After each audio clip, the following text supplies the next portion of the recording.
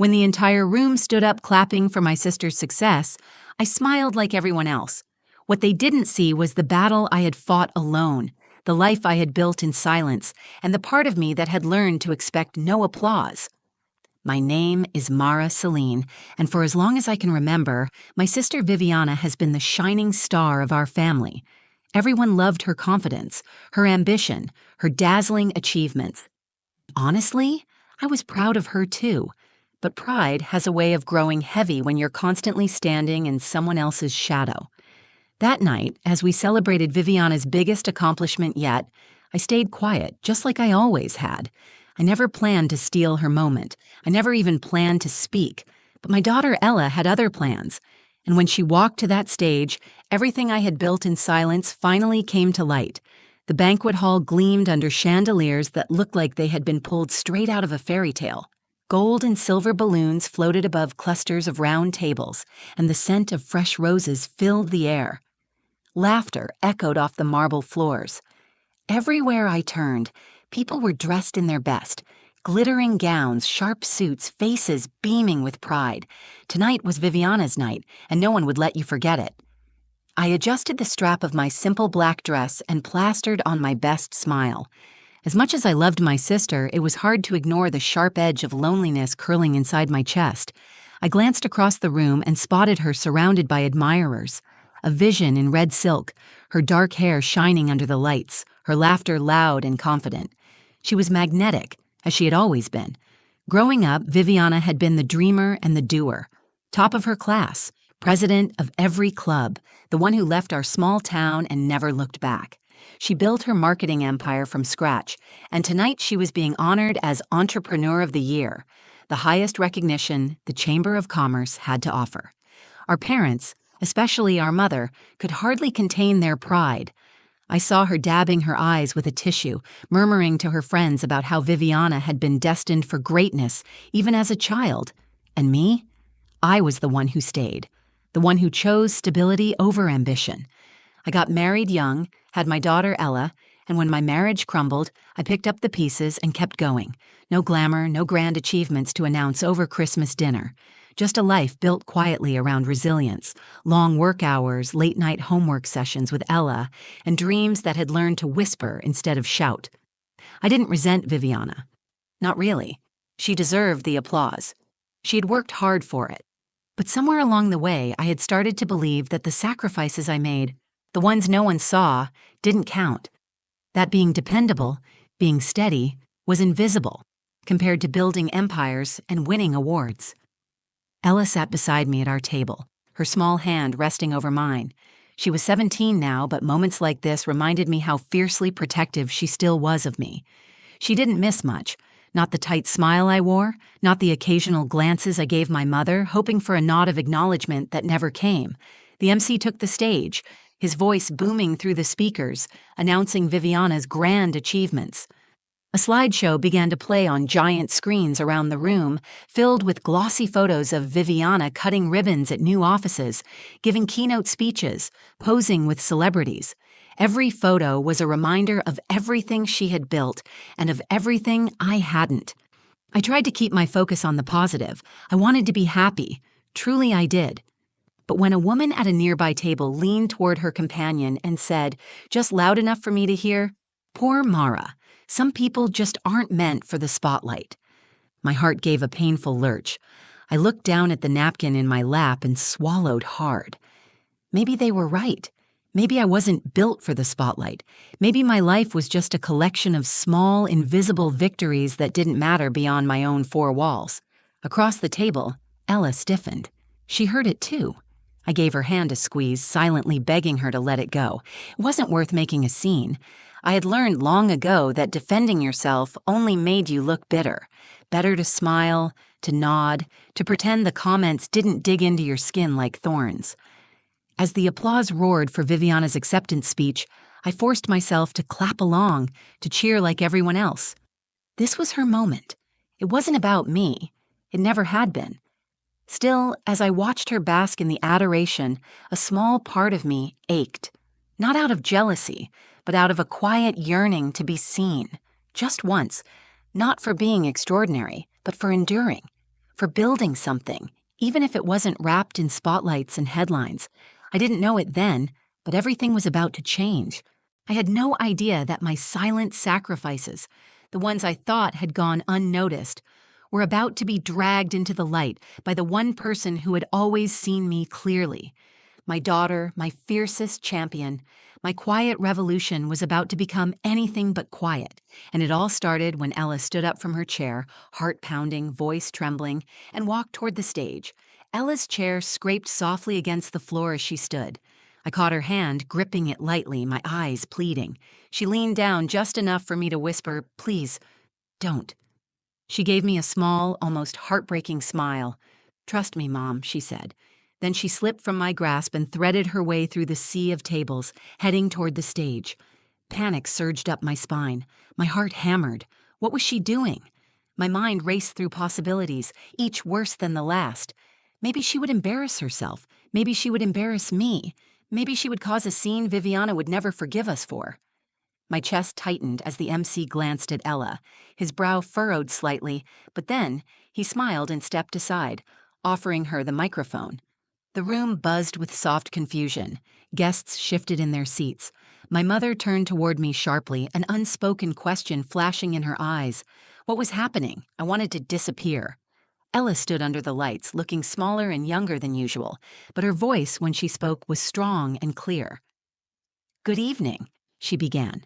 "I know tonight is about celebrating my Aunt Viviana's amazing success, and she deserves every bit of it. But before the night ends, there's someone else you all need to hear about. Someone who's been just as extraordinary even if you didn't see it." A low ripple of murmurs ran through the audience. I could feel every set of eyes swinging between me and Ella. My mouth went dry. My hands trembled slightly under the table. Ella continued, her gaze sweeping the room, her chin lifted with a courage I wasn't sure I could have matched. "You know my mom, Mara Celine, as the one who stayed home, the one who chose a small life, as some of you have said." She paused, letting the words hang heavy in the air. "But what you don't know is that while everyone was chasing dreams under bright lights, my mom was building dreams for others, quietly, relentlessly, without applause." Tears stung my eyes. My stomach twisted into knots. I wanted to run onto that stage and pull her down. I wanted to shield her from the judgment I was sure would follow.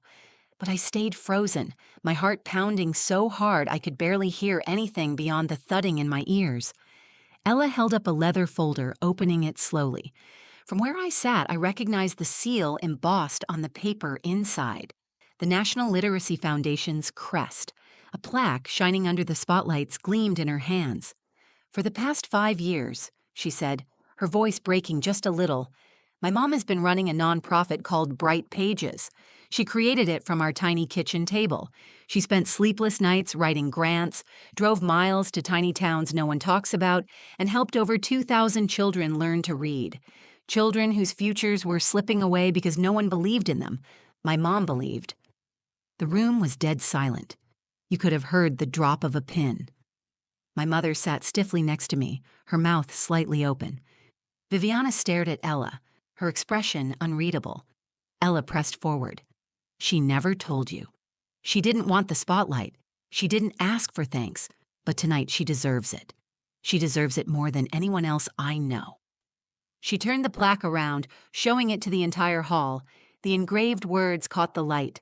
"National Impact Award for Literacy Advancement, Munaka Mara Celine."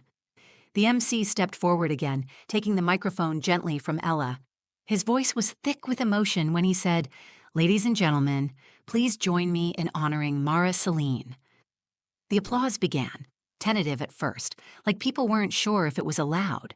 But then it swelled, grew louder, filling the room with something I had never heard directed at me before, pure, genuine admiration.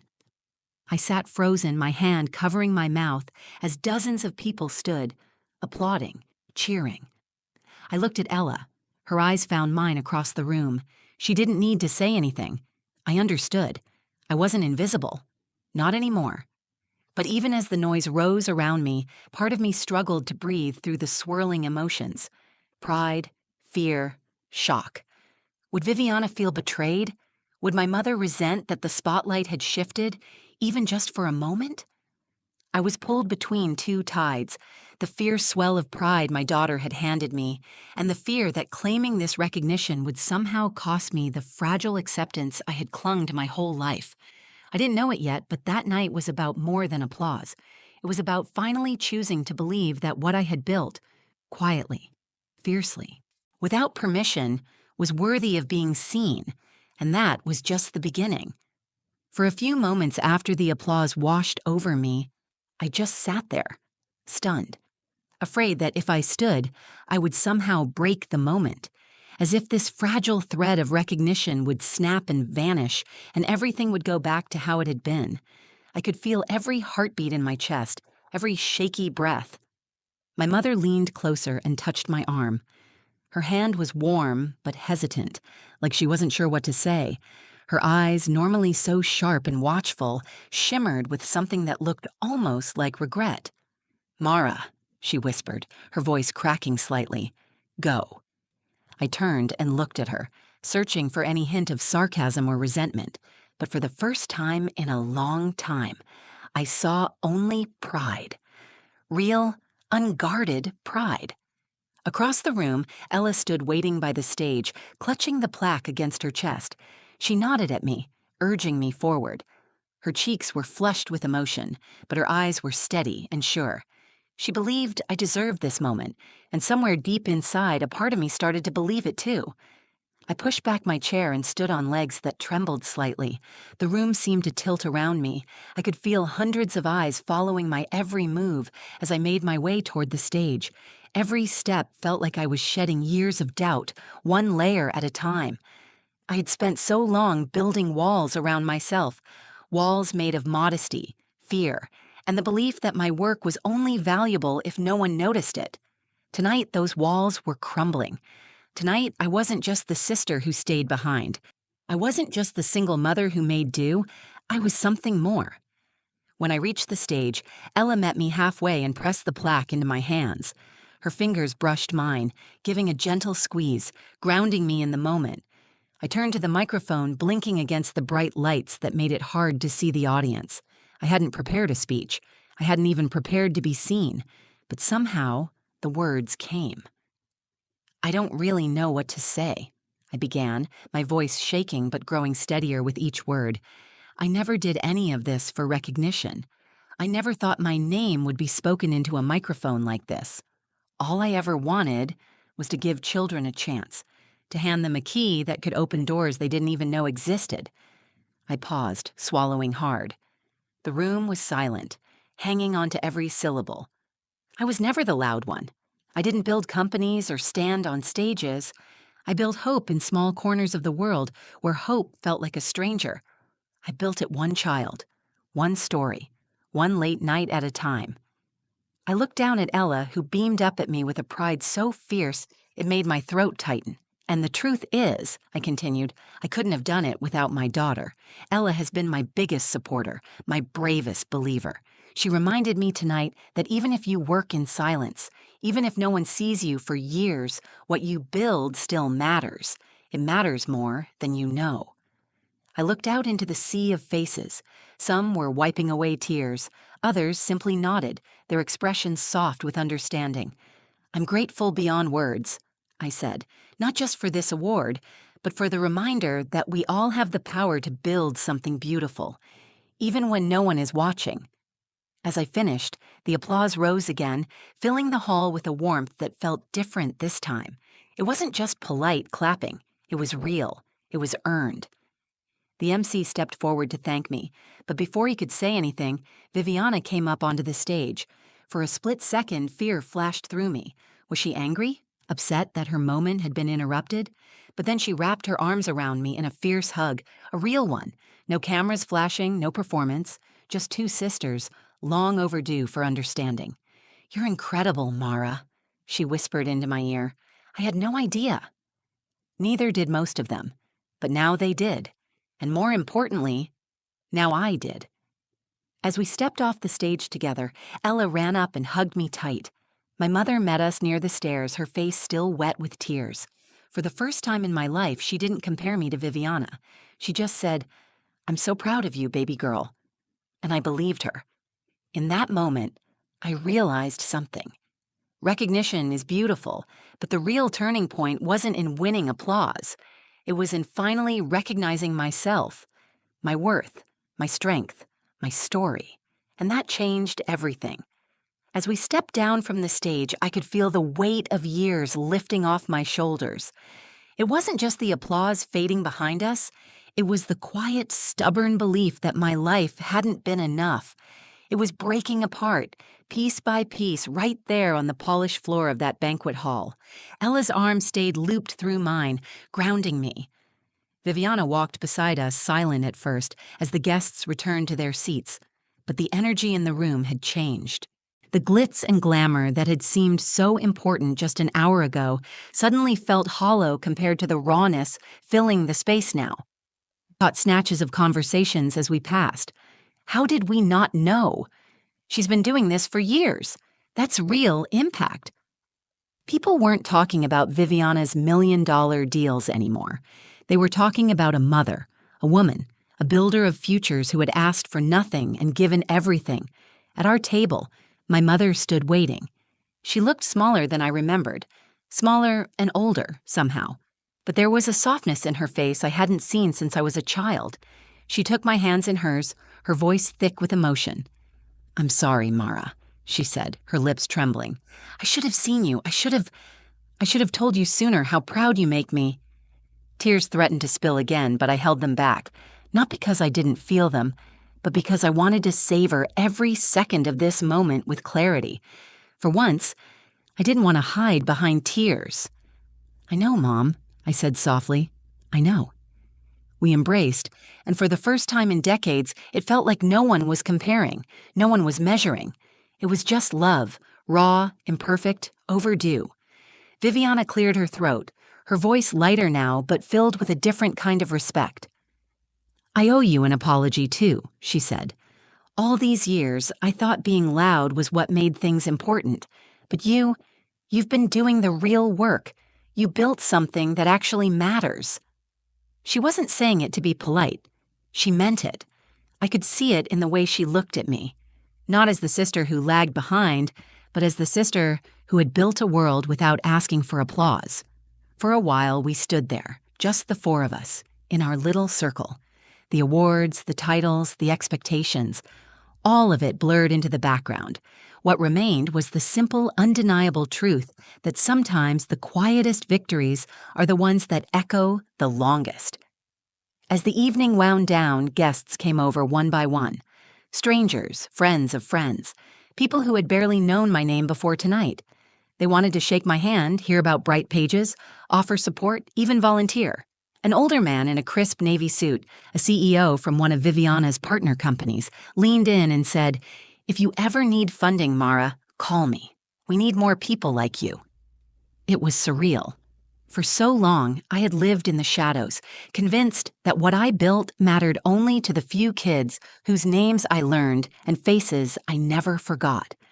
Now it seemed the world had widened around me. But the greatest moment came later, when Ella and I finally climbed into the car, exhausted and exhilarated. We sat there for a while, the city lights twinkling outside the window, not saying anything, just breathing, letting it all settle. Then Ella turned to me and said, "I didn't do it to make you famous, Mom. I did it because the world deserves to know the kind of woman you are." I reached over and tucked a strand of her hair behind her ear, my throat tightening again. "The only one who needed to know," I said, "was you." She smiled at me, a slow, beautiful smile that lit up her entire face. "And I always did," she whispered. In that moment, I realized the real victory wasn't the standing ovation or the handshakes or even the awards sitting in my lap. It was this, the unbreakable bond between a mother and daughter, built on trust, pride, and fierce, unshakable love. Everything else was just a bonus. As I started the car and pulled into the night, I felt something shift inside me, something powerful and lasting. For the first time in my life, I wasn't chasing anyone else's version of success. I wasn't shrinking myself to fit into anyone's expectations. I was enough. I had always been enough. And finally, I believed it. The days after the banquet passed in a kind of golden haze, not because life suddenly became glamorous or easy. It didn't. The dishes still piled up in the sink. Bills still came in the mail. Mornings were still a race against the clock, scrambling to get Ella to school and myself to work. But something fundamental had shifted inside me. For the first time, I moved through the world without the invisible weight pressing down on my shoulders.